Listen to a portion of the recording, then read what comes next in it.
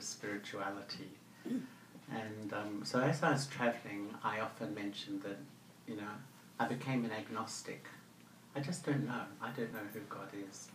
So when I did the course, I found that it made a lot of sense to me. It made a lot of sense to me, and one day I remember I moved close to the centre, and we had a little brother's house just over the road from the centre. And one day I was walking down the road and I was thinking, it was a few weeks after the course, about who is this Baba they keep talking about at the centre. You know? And I had such an experience, you know, sometimes how a second time stops and you look into the window of eternity, and there was such a feeling of Baba's love. It was almost like Baba's love poured into the soul, and I felt at that moment I've come home and this is where I belong. And that search, which had really even begun as a child, I really felt I belong here. And I used to go along to the centre every single morning, and after 2 months, Daddy Janki said, you should go to Madhavan and meet Baba, just 2 months in Gya. I've often wondered whether she thought, you know, get them there before they run away somewhere, you know, like get them to Madhavan before. But I went to Bombay, and then we travelled up to Madhavan, and I was there 6 weeks, my first visit. You can imagine I was 22 years old. The double foreigner season was 3. There was 3 of us. That was the double foreigner season. At different times. There was 30 Madhavan Niwasis. And I remember Nivebai telling me that sometimes, you know, when they had 40 or 50 children in Madhavan, Baba would write letters, Madhavan's overflowing with children. I don't know what he'd say now. 2 to 3,000, I mean 20 to 30,000 coming, but... So it was in 76, 77? 75. Oh, 75. 75. It's the very first Guru. Yeah. And, but Madhavan in those days, the power, the spiritual power was absolutely palpable. And I was there one day and I had a meeting with Baba, and it was in the history hall. You know, the history hall, maybe 50, 60 people. In those days it was a very small organisation. If you travelled around India in the trains or something like that, and they said, because if you're a foreigner, where are you going? I'm going to the Brahma Kumaris. Who? No one had heard of the Brahma Kumaris in the 1970s. No one. And so Baba spoke the Morley, and it was early December in 1975, and then we were asked to come and sit in front of Baba, and as you know, Baba always meets the soul through the eyes. Baba gave drishti, and it was an extraordinary feeling for me because Baba's drishti went so deep into the soul. And it was almost like Baba scanned my memory track, you know, scanned my sanskars, and his drishti fell on the original me, the pure me, the elevated me, the golden-aged part of the soul story. And I almost felt Baba massage that to the surface and introduced me to who I was. And I often mention this because I think my self-respect changed on that night. Something shifted, you know. It was like the love of God unlocked something inside the soul that had been dormant for a long time. And then Baba asked me 2 questions. Now, I've been in Gyan 2 months, 2.5 months, and Baba said, do you have one Shiv Baba and none other? I said, yes.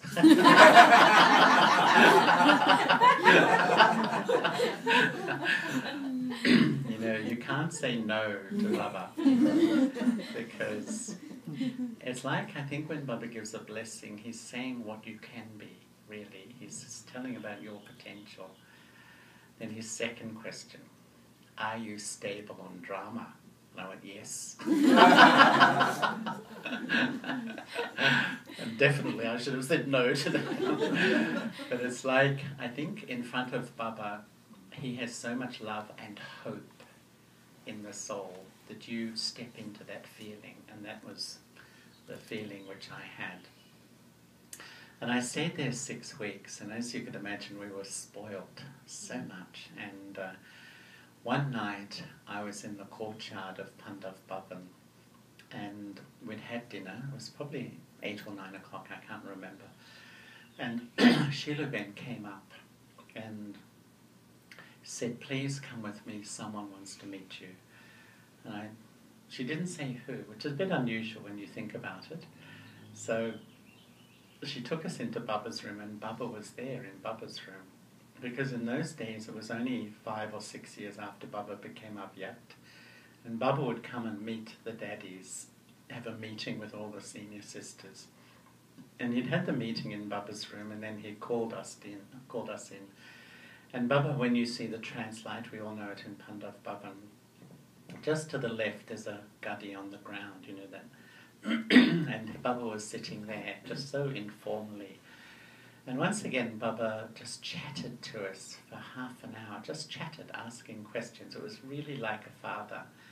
And I think all these things just, you know, Baba knows how to win the heart, bring the soul close. Baba knows that the soul's been sort of lost for a long time. And to me, the great, you know, motivation in this life is, you know, Baba's love. That's the power that makes the soul tireless, makes the soul enthusiastic, keeps the soul, you know, really moving. And I really enjoyed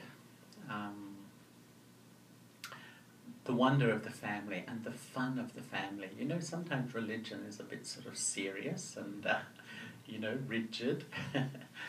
Because one night we were, on this first trip, we were meeting Baba.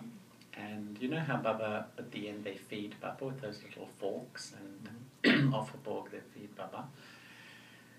And as that was going on, Daddy Prakashmani, this is in the history hall again, it was only a small family, so Daddy Ji said to me, "Charlie, say something to Baba." And I don't speak Hindi, so in the end, she started to say things in Hindi, and I just copied her like a parrot, you know. So Daddy Prakashmani, Daddy was very entertaining, we all know. So she said something like in Hindi, "Baba, I love you," and I just repeated it in Hindi. And, you know, "Baba, I searched for so long for you," things like that, and it went on a few times. And then Baba said something, I mean Daddy said something, I repeated it, and they all laughed, including Baba. Even Baba was laughing a lot. And she'd said in Hindi, "Baba, I'm a monkey." So I was looking in Baba's eyes, "Baba, I'm a monkey." Now you can speak in Hindi? No. I'll tell you, I began to learn Hindi in London. I could read it. I could read them all in Hindi. And you know, I told Daddy Janki proudly one day, "I'm learning Hindi," and she said to me, "Waste of time, study knowledge."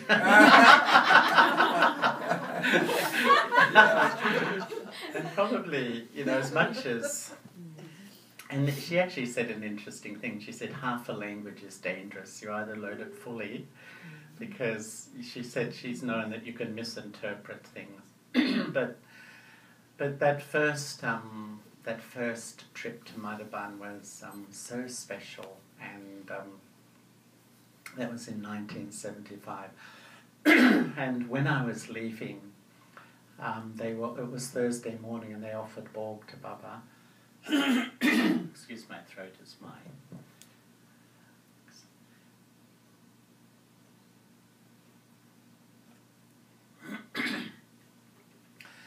They offered Borg to Baba, and then a sister came back, and she said, "Baba's given a message for you." There was me and another brother there. And it was a wonderful message, and I've always remembered it, because Baba showed this scene. You know how Bab Dada shows scenes in the subtle region to illustrate a point. And we were walking in a forest, and it was a big forest, and we were walking along, the two of us. And Baba, this sister, was describing this scene. The further we walked, it became like a dark jungle, like a big, heavy, dark jungle. And we were looking, you know, look at this big, big jungle. And then we came into a big clearing in the jungle, and in the middle of the clearing was all this gold and jewels and diamonds and crowns. And Baba showed in the message that we started to pick up the crowns, and we're putting on the crowns and putting on the bracelets and necklaces and things. And then Baba said something really wonderful. He said, children, no matter where you go in the jungle of the Iron Age, no matter how dark this jungle is, you will find Baba's jewels there. It was very sweet, yeah. And I've always remembered that in world service, because when I started, Ansabin would know there's how many foreign centres. It was just London, I think Germany, Australia was quite early. There was a few countries, just a handful of countries in those days, and yet it's amazing now. I've been, through the Middle East. I spent a lot of time in all the countries in Asia, and if you saw Baba's children in Vietnam, the way they operate, it's incredible.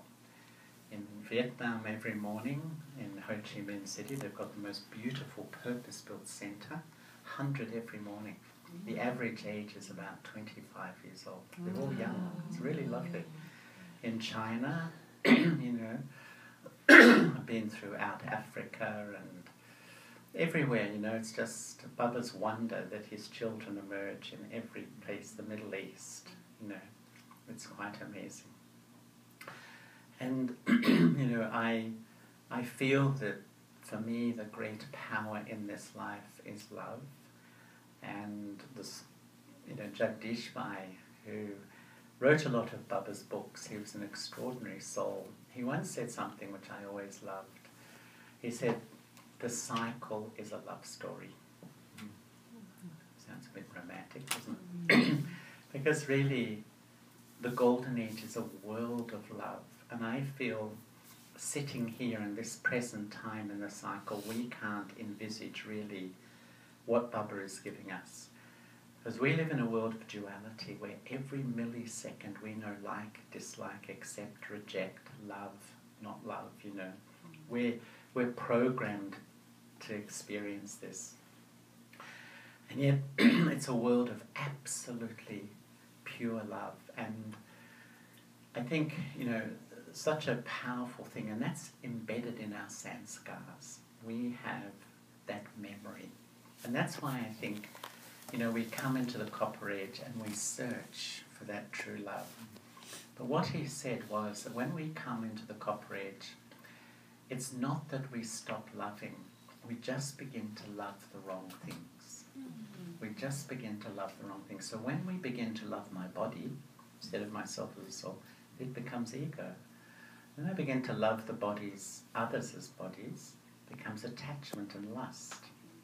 When I begin to love material things, it becomes greed. He was saying, in a sense, all the vices are as perverted forms of love. And then Baba comes in the Confluence Age to re-educate us how to love accurately. What is true love once again? And once Baba said, true love is loving that which always exists. And that's an incredibly deep thing. That in the second half of the cycle, we love only things which are temporary. Temporary bodies, temporary wealth, temporary roles. And the more we love those things, the more attachment, as we know, the more fear, the more insecurity, all those emotions, ego begins to develop. And I think Baba comes to give us this amazing teaching of how to transform our love from temporary to eternal, from physical to spiritual, from emotional love to love based on truth. Baba has this wonderful expression to have a loving intellect. A loving intellect is an intellect based on understanding, not just emotion. When it's just emotion, I love you one day and I can't stand the sight of you the next day. This love in this world which has made people so insecure. One day they're loved, one day they're not. Whereas Baba, love based on, loving intellect, understands the quality of the soul and fixes the vision on that beauty and never changes. And there was a brother who came in London in the early days and a lovely brother, but like some people, when we step out of the Iron Age, we're in a slightly